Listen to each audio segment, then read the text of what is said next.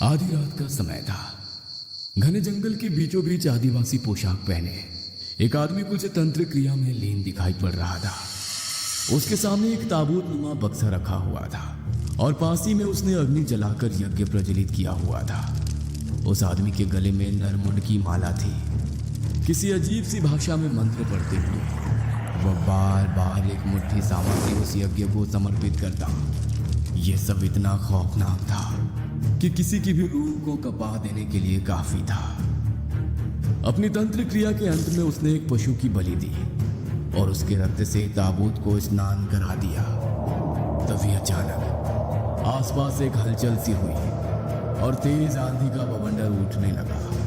आसपास के जंगलों के सियारे एक सुर में रोने लगते हैं और आसमान में एक जोरदार बिजली कड़कती है। उसके साथ ही वह तंत्र करता हुआ आदमी उठकर जोर जोर से हंसने लगता है। रात के तकरीबन 8 बजे का समय था।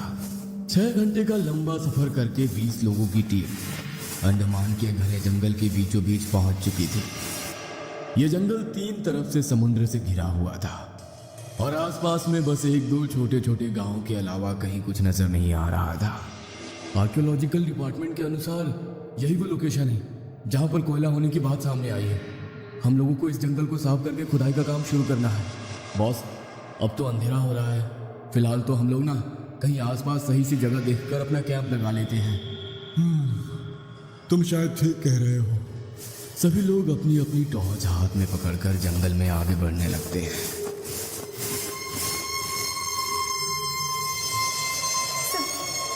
मैंने अभी 2 लाल लाल चमकती हुई आंखें देखी।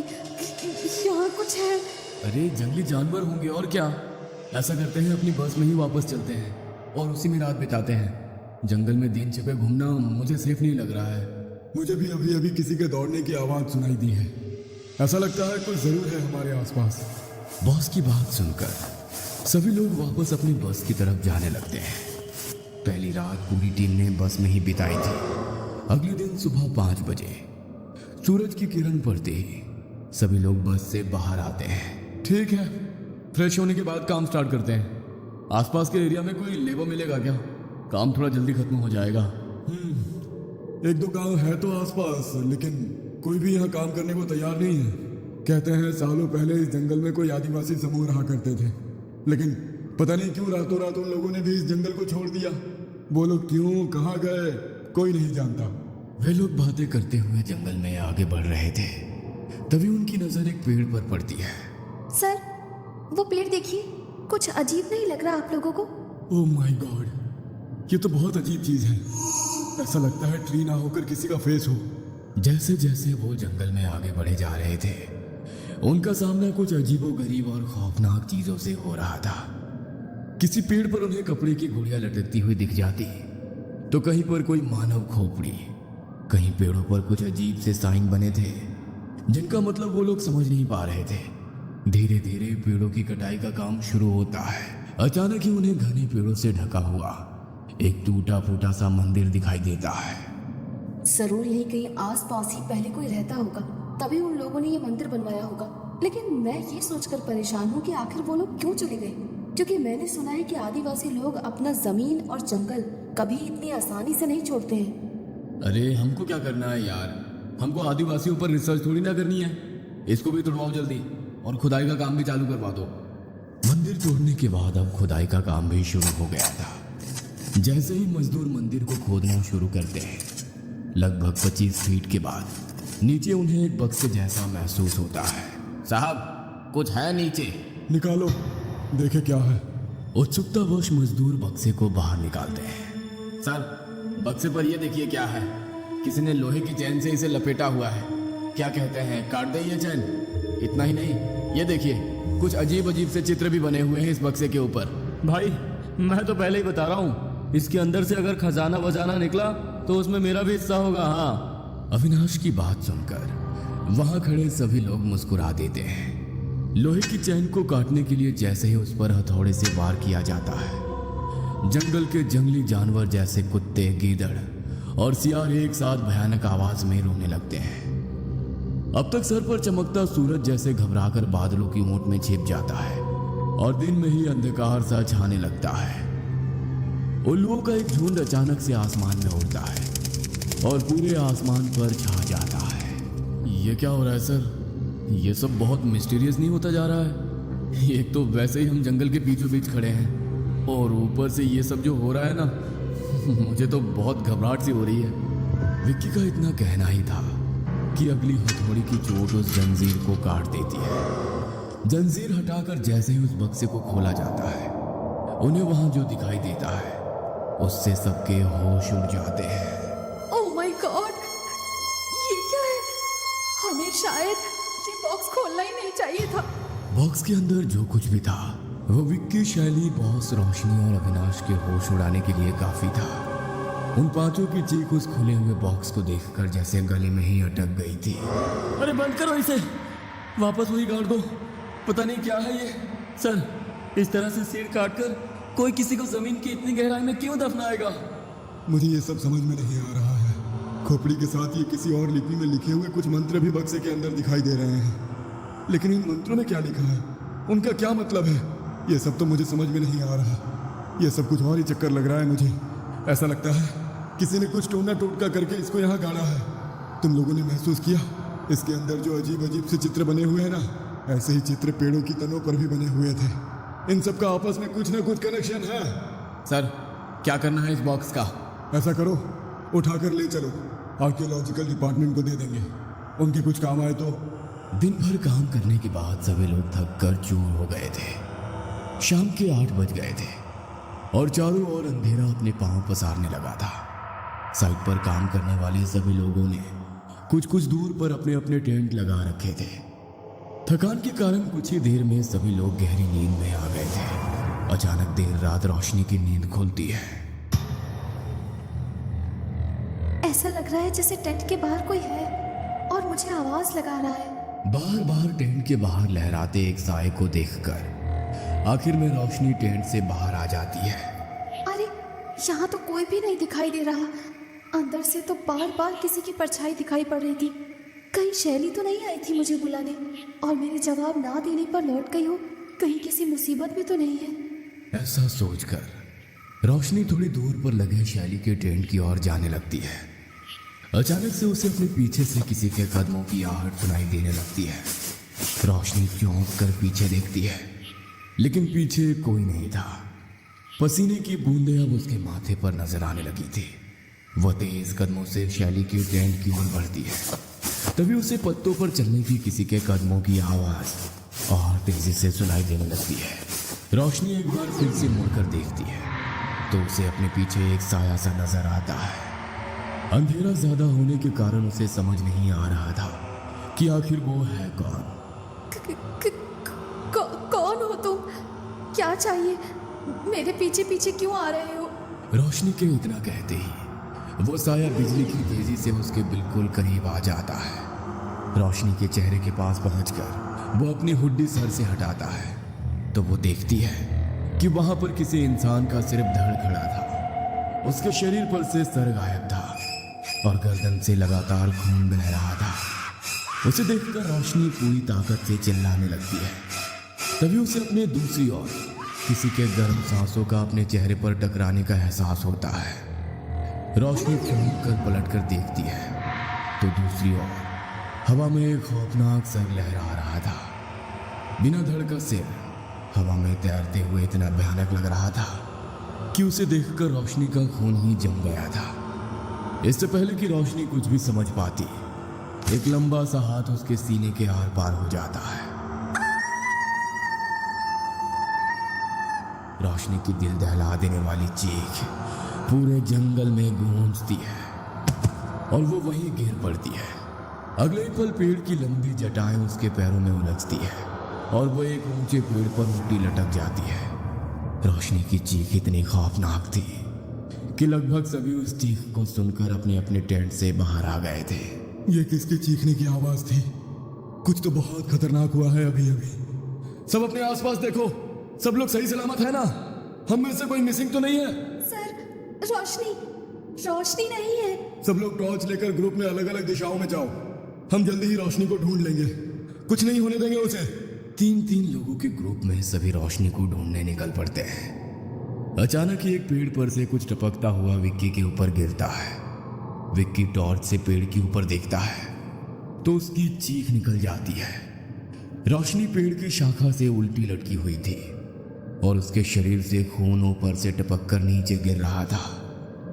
रोशनी की मौत से पूरी टीम गहरे सदमे में थी। अब तो कोई भी अपने टेंट में वापस जाने को तैयार ही नहीं था। किसी तरह आग के आसपास बैठकर रात बिताने के बाद अगली सुबह सभी के लिए बहुत तकलीफदेह थी। हम लोग इधर नहीं रुकेंगे सर। जॉब जाती है तो जाए, क्या फायदा ऐसी जॉब का।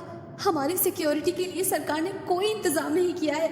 लेकिन ये एरिया तो फॉरेस्ट टीम की तरफ से सेफ मार्क किया हुआ है। इस तरफ कोई भी खतरनाक जानवर नहीं है और कोई जानवर इस तरह मारकर उल्टा नहीं लटका सकता। ये कुछ और ही है।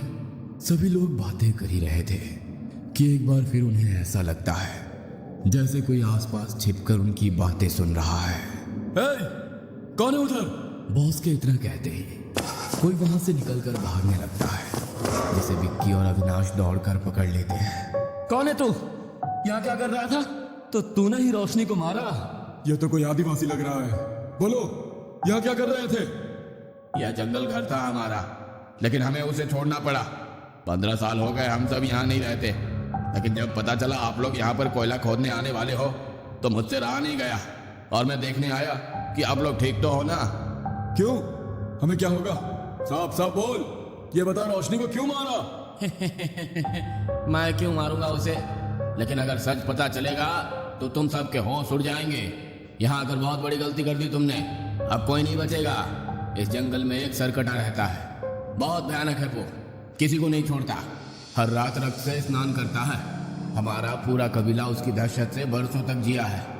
ये पेड़ों पर बने हुए चिन्ह देख रहे हो? उससे बचने के लिए ही हमने ये मंत्र तंत्र किया था। हमारे कबीले के एक तांत्रिक ने उससे बचने के लिए जो भी उपाय बताए हमने वो सब किए थे ताकि वो हमारे आसपास ना आ सके। लेकिन फिर भी कोई ना कोई उसकी पकड़ में आ ही जाता था।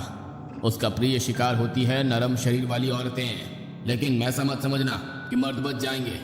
हमारे कबीले में हम अपनी वन देवी की सेवा करने वाली पुजारन को भी देवी के समान पूजते हैं। एक रोज वह देवी मंदिर में पूजा कर रही थी। उनके हाथ में देवी माँ की तलवार थी। तभी उन्होंने कबीले की एक लड़की की चीख सुनी। चीख सुनकर वो भी उसी ओर दौड़ पड़ी। इससे पहले कि सरकटा उस लड़की का शिकार करता, उन्होंने तलवार से उसके शरीर पर वार कर दिया। शायद वो देवी की तलवार की शक्ति थी कि उसके वार से सरकटा का शरीर निढाल होकर एक तरफ गिर गया। उन्होंने उस सरकटे पर एक के बाद एक कई बार वार किए और उस लड़की को लेकर जल्दी से उसके माँ बाप के पास पहुंच गई। इतने में कबीले के लोग भी वहां जमा हो गए। इतनी आसानी से इसका अंत नहीं होगा। यह कुछ देर में फिर उठकर खड़ा हो जाएगा। इसके सर को इसके धड़ से अलग करना होगा ताकि यह फिर से अपना शरीर वापस ना पा सके। तांत्रिक की मदद से उस दुष्ट के सर को एक मंत्र विधि के द्वारा ताबूत में बंद करके जंजीरों में जकड़कर मंदिर के नीचे दफना दिया गया और उसका धड़ अलग स्थान पर दफनाया गया। दोनों ताबूतों को मंत्रों की शक्ति से बांधा गया ताकि वह वापस बाहर ना आ सके। इतना होने के बाद भी उस सरकटे के अभिशाप से हमारे कबीले को मुक्ति नहीं मिली। पूरे कबीले में भयंकर महामारी फैल गई। लोग मरने लगे। पीने का पानी भी दूषित हो गया। कबीले के लोग इस जगह को अभिशापित मानने लगे और फिर ये जंगल छोड़कर चले गए। तो क्या यह जगह सच में शापित है? हाँ, आपने उसे बाहर निकालकर अच्छा नहीं किया। वो वापस आ गया है। अब उसे रोकना बहुत मुश्किल हो जाएगा। क्या बॉस, आप भी उसकी बातों पर यकीन कर रहे हैं? भूत प्रेत कुछ नहीं होता। मुझे तो लगता है इसने ही मर्डर किया है रोशनी का। सभी लोग उस लड़की की कहानी सुन रहे थे कि तभी उन्हें फिर से किसी की चीख सुनाई देती है। कोई जंगल की तरफ गया था क्या? हाँ सर, वो शैली मैडम को बाथरूम जाना था तो वो थोड़ा सुनसान जंगल की तरफ गई है। शिट, जल्दी चलो। ये लड़का सच बोल रहा है। शैली की जान को खतरा है। आप कुछ नहीं कर पाएंगे साहब। वो ले गया होगा मैडम को। उनको छोड़ो, अपनी जान बचाकर निकल जाओ यहाँ से। ठीक है, मैं हेडक्वार्टर कॉल कर देता हूँ। चलो सब लोग बस में बैठो। बॉस अपना फोन बार बार ट्राई करते हैं, लेकिन उनका फोन नेटवर्क एरिया में ही नहीं था। सभी अपने फोन चेक करते हैं, लेकिन किसी का फोन काम नहीं कर रहा था। छोड़ो फोन को, सब लोग बस की तरफ चलो। वे सभी लपक कर बस की ओर जाते हैं और ड्राइवर बस स्टार्ट करता है। बस धीरे धीरे आगे बढ़ रही थी। तभी बस के शीशे के बाहर विक्की को हवा में तैरता हुआ वही खौफनाक सर दिखाई देता है और देखते ही देखते एक लंबा सा हाथ आकर विक्की को चलती बस से बाहर खींच लेता है और जमीन में ले जाकर पटक देता है, जिससे विक्की के सर से खून का फुवारा छूट पड़ता है और उसी पल उसकी मौत हो जाती है। ड्राइवर, बस को पूरी स्पीड में भगाओ, कोई भी सामने आए रुकना नहीं। ड्राइवर बस को स्टार्ट करने की बहुत कोशिश करता है, लेकिन बस आगे बढ़ने का नाम ही नहीं ले रही थी। सर, पता नहीं क्या हो रहा है, बस स्टार्ट ही नहीं हो रही। हम सब मारे जाएंगे, कोई नहीं बचेगा। आप लोग यहाँ रुककर अपनी मौत का इंतजार करते रहो, मैं जा रही हूँ। रूबी बस से उतरकर भागने लगती है। रूबी को रोकने के लिए दो लोग उसके पीछे भागते हैं। अचानक ही एक बड़े से पत्थर से टकराकर वो दोनों गिर पड़ते हैं और रूबी दौड़ते हुए आगे निकल जाती है। क्यों मेरे पीछे आ रहे हो? जाओ तुम लोग, मैं अब तुम्हारे साथ नहीं आऊंगी। किसी गांव में जाकर मदद मांग लूंगी, मुझे जिंदा रहना है। इतना कहकर रूबी पलटकर देखती है तो उसकी चीख निकल जाती है। उसके ठीक पीछे सरकटा खड़ा हुआ था। सरकटा का लंबा सा हाथ आकर उसकी गर्दन में रस्सी की तरह लिपट जाता है और रूबी वहीं दम तोड़ देती है। रूबी की लाश के कुछ ही दूर पर उन दोनों की भी लाश पेड़ से उल्टी लटकी थी, जो रूबी के पीछे भागे थे। रूबी की चीख सुनकर बचे हुए लोगों में भी भगदड़ मच जाती है और अपनी जान बचाने को वो जंगल में इधर उधर दौड़ पड़ते हैं। अपनी जान बचाने की नाकाम कोशिश के बीच एक एक करके सभी सरकटे का शिकार हो जाते हैं और पूरा जंगल खौफनाक चीखों से गूंज उठता है। दूसरी ओर हमारा जंगल तबाह करने का भुगतान तो करना ही पड़ेगा ना। कोयले के लिए सब तबाह करने चले थे ना, अब कोई यहाँ पैर रखने से भी डरेगा। पूरी कहानी नहीं जानना चाहोगे? बरसों पहले सरकटा को कैद करने के बाद सब कुछ सामान्य हो गया था। अचानक एक दिन हमारे जंगल में बहने वाली नदी का पानी पीकर सब बीमार होने लगे। नदी का पानी जहर बना वो सरकटा का अभिशाप नहीं था, जानबूझकर उसमें केमिकल मिलाया गया था ताकि उसे पीकर हम खुद मर जाए और ये जंगल खाली हो जाए। जंगल के लिए अभिशाप सरकटा नहीं, वो लोग थे जो पैसों के लिए कुछ भी करने को तैयार हो जाते हैं। जिस तरह से सरकटा को कैद करने का मंत्र कबीले के पास था ना, वैसे ही उसे जगाने का मंत्र भी हमारे पास है। जब जंगल खतरे में आ गया तो उसकी रक्षा के लिए मैंने ही सरकटे के धड़ को उसके ताबूत से निकालकर मंत्रों की शक्ति से उसे जागृत किया। सरकटा अब इसी जंगल में भटकेगा अपने अगले शिकार के इंतजार में। जो जंगल का शिकार करने आएगा खुद उसका शिकार बन जाएगा।